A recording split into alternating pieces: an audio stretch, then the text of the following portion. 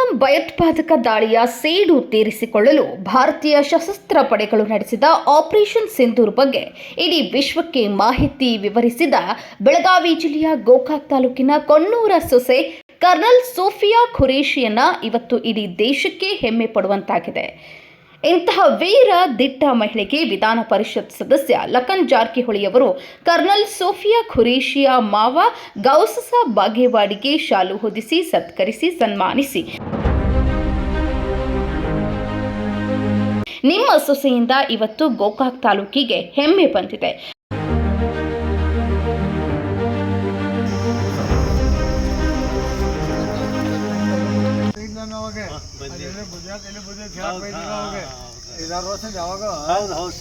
ಗುಜರಾತ್ ಬಡವರ Gujarat cricket player ರೀ, ಅವರೇ ಶೇಜಾರಿ ಹೋಗ್ರಿ.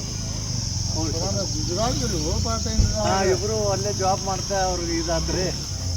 ನಾನು ಮ್ಯಾರೇಜ್ ಅಲ್ಲಿ ಹೋಗಿ ಒಂದು 20 ಮಂದಿ. ಹೆಚ್ಚಿನ ಸುದ್ದಿಗಳಿಗಾಗಿ ನೋಡ್ತಾ ಇರಿ ಕನ್ನಡ 9 ನ್ಯೂಸ್.